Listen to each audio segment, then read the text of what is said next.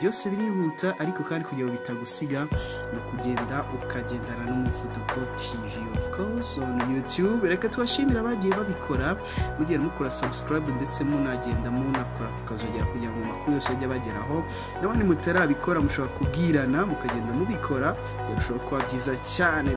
Reka mbasuhuze, nizere ko mumeze neza abantu bose muri kuri iyi si mu gihumeka w'abazima. Reka mbasuhuze cyane kandi mbifuriza gukomeza kugira ubuzima buzira umuze, ariko uko biri kose ibintu byose birihuta, ariko kandi uko byihuta ni nako umuvuduko TV wababera igisubizo. Hari indwara nyinshi zigenda zaduka, aka kanya twagiye tubona nk'indwara cyangwa icyorezo cya coronavirus, ariko kandi iyo coronavirus yaje mu minsi mike. Hari ibijyanye n'indwara twagiye tubona hariya zagiye zituruka muri Congo. Akenshi mu bashinjwa cyane kwicara ku ntebe yo kwanduza abantu harimo uducurama, harimo inzoka, harimo n'inguge ndetse n'ibindi. Mwagiye mwumva sida ndetse n'ibindi, ariko buri kwibaza ariko noneho kutubwira byinshi uje kutubwira kuki. N'ubundi ndababwira ku ndwara z'ubuhumekero, iyo nababwiraga hari Ebola nayo yafatiraga ahantu hose, ariko ako kanya waba ukunda kugira iyo hakonje hakaba ikibazo cyane. Aka kanya ndaza kubabwira muri make mu tuntu duke cyane ku ndwara ya asima. Hanyuma ushobora gukora subscribe ku Muvuduko TV kugira ngo amakuru ajya kugeraho 5/5, ugakora hariya kukazogera kugira ngo nanone ujye ugubwa neza mu buryo butandukanye. Kugeza ubu uburwayi butandukanye budutwara abacu, atari uko hatari umuti cyangwa se abahanga bizi ndwara. Rimwe na rimwe ukanasanga ahanini izi ndwara zica abantu kubera ko tudafite amakuru kuko kwaho dushobora kwivuriza ndetse n'uburyo abantu bashobora kwirinda, atari nuko kandi abantu babuze ubushobozi bwo kwivura. Aka kanya rero nje kubabwira kuri asima. Asima ni indwara ifata mu rwungano rw'ubuhumekero mu gice cy'ibihaha cyangwa se alveoli. Ku bantu bagiye biga ibintu by'ubumenyamuntu harimo za biology n'ibindi, iyo mvuze alveoli barabyumva cyane, ariko kandi n'abandi barabyumva cyane kuko abantu benshi bagenda babimenya. Ariko kandi no mu Kinyarwanda nanone ahangaha ni urwungano rw'ubuhumekero mu gice cy'ibihaha. Aha rero ikintu ikora iyi asima ni aho ifunga inzira umwuka ucamo. Urumva izi ndwara z'ubuhumekero akenshi zikunze kuba zifunga inzira umwuka ucamo, umuntu akumva ananiwe guhumeka, akagira isereri kandi agacika intege. Aho iyo igufashe ushobora no guhita upfa, kuko nk'uko ubyumva ikintu kikubuza guhumeka no kukwica biba bishoboka. Rero ibintu byose birihuta, ariko kandi kugira ngo bitagusiga Umuvuduko TV wakubera igisubizo. Impamvu ubura umwuka nuko ahanini asima iyo uyirwaye yangiza kandi igafunganya cyane uduhago tubika kandi tukaguranura umwuka mubi umuntu asohora n'uwo yinjiza, twitwa alveoli. Hanyuma aho umwuka mwiza winjije ubura uko ujya mu maraso ngo ujye gutanga imbaraga umuntu akeneye mu mubiri. Niyo mpamvu umuntu agira isereri cyangwa se agacika intege mu buryo butandukanye. Rero reka mbasuhuze cyane abantu batandukanye. Mwagiye mubona hari indwara nyinshi zigenda zitera, mwagiye mwumva indwara za hepatite n'izindi, ariko akagaruka ku ndwara z'ubuhumekero ndimo ndababwira kuri asima. Ahangaha ni ku Muvuduko TV kuri YouTube of course. Subscribe yawe irakenewe ndetse na watching kugira ngo tujye turushaho kubagezaho ibintu bitandukanye. Aha rero abahanga b'Abanyamerika muri Nature Way baje kuvumbura umuti ubasha kwica udukoko dutera asima, ndetse ukanatanga ubwirinzi bw'uko yaba yangiza izi nzira z'umwuka ndetse n'ibihaha muri rusange.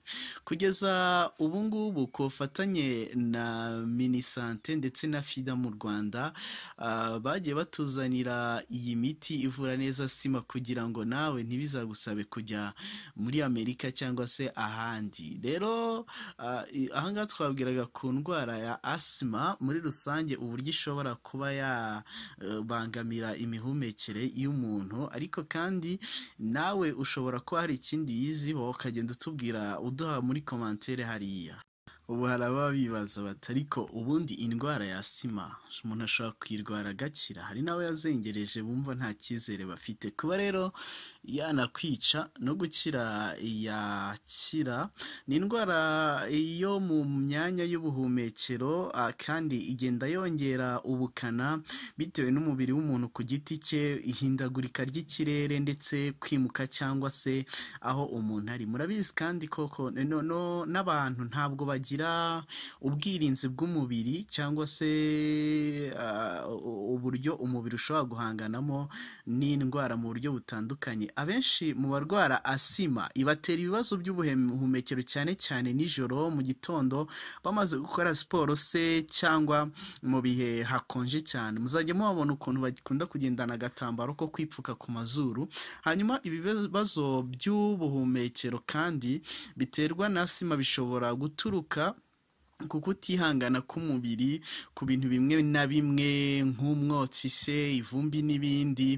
Abarwayi ba asima bagira ibibazo byo guhumeka, kuribwa mu gatuza cyane, ndetse no gukorora, no kuba basemeka ku buryo wumva bigoye, ndetse no guhera umwuka. Ahangaha Dr. Murugu asanzwe ufite ivuriro ahanini avura yifashishije imiti cyane cyane ijyanye n'ibimera. Avuga ko abafite umuti ko bafite umuti uvura iyi ndwara mu buryo butandukanye, ndetse kandi hagiye hifashishwa ibimera cyane, ariko abahanga bakunze kuvuga ko ahanini izi ndwara ahanini no kuyivura ahanini ushobora no kuyibana igihe kinini ugenda wifashisha ibimera bitandukanye bishobora kugufasha mu gihe gito cyane. Hanyuma rero nubwo asima ubusanzwe ari indwara ibarirwa mu ndwara za karande, Dr. Murugu avuga ko mbere y'umwaka w'ibihumbi 2000, mbere y'uko atangira kuvura ahanini hifashishwa imiti y'ibimera, yabanje gukora ubushakashatsi ku miti abavuzi ba gakondo bakoreshaga mu buvuzi bwabo, nyuma akaza gukoramo umuti ushobora kuvura iyi ndwara hafi ya zose za karande. Hanyuma indwara zino zijyanye n'ubuhumekero akenshi usanga abantu batazifiteho amakuru, ariko kandi zikaba zanabahitana mu gihe bazifata. Hari n'abatinya n'imiti nabo. Ibintu byose birihuta, ariko kandi kugira ngo bitagusiga Umuvuduko TV. Ariko ubu uri kwibaza uti ariko nubwo wagiye utubwira byinshi, ariko ubundi asima ni iki? Asima ni bwa burwayi bufata imyanya y'inzira y'ubuhumekero y'imbere ijyana umwuka mu bihaha cyangwa se bronchial tubes. Ubu burwayi butera kubyimba ahanini no gufungana kw'inzira z'umwuka airways, cyangwa se bishobora no kugaragazwa na bimwe mu bimenyetso nko gusemeka, nk'uko twagiye tubigarukaho cyane. Hari n'igihe ushobora kwitsamagura kenshi kumva ntabwo byoroshye nyine, cyangwa se ukumva nanone ufunganye mu gituza. Ibimenyetso bikigaragaza cyane iyo bwije, nk'uko twagiye tubigarukaho nanone. Ibintu byose birihuta. Hanyuma ubushakashatsi bugaragaza ko nta kitera iyi ndwara neza kizwi, ariko hari ibishobora kuba imvano yo kuyirwara. Aha twavuga nk'uburwayi bw'ibicurane n'inkorora, ibintu bituma habaho gukora nabi kw'inzira z'ubuhumekero, umukungugu, umwotsi, itabi, imyotsi isanzwe, gukorera ahantu hadasukuye hatumuka ivumbi, cyangwa se allergie ku bwoya bw'udusimba tumwe na tumwe bimwe mu biribwa, cyangwa se ihundagurika ry'ikirere, kurira cyangwa se guseka birengeje urugero bikaba byakwangiza inzira z'ubuhumekero, cyangwa se uruhererekane mu muryango. Akenshi ariko ijanisha rinini iyi asima ikunze kuba ari uruhererekane mu miryango ariko kandi ugasanga yabaye chronique. Hanyuma ubushakashatsi bwose twagiye dusoma bwagiye bugaragaza ko asima ari indwara kenshi idakunda gukira gusa iyo itarakomera cyane ngo imara igihe kirekire ibe kahande cyangwa se chronique, ishobora kuvurwa igakira bitewe n'imiti uyirwaye ikoresheje. Hanyuma gushaka gufasha abantu batandukanye, hari ibintu hari abahanga bagiye bagaragaza ko hari ibimera bitandukanye bishobora kugenda bifasha abantu, ariko kandi tuzagenda tubigarukaho mu gihe gitandukanye.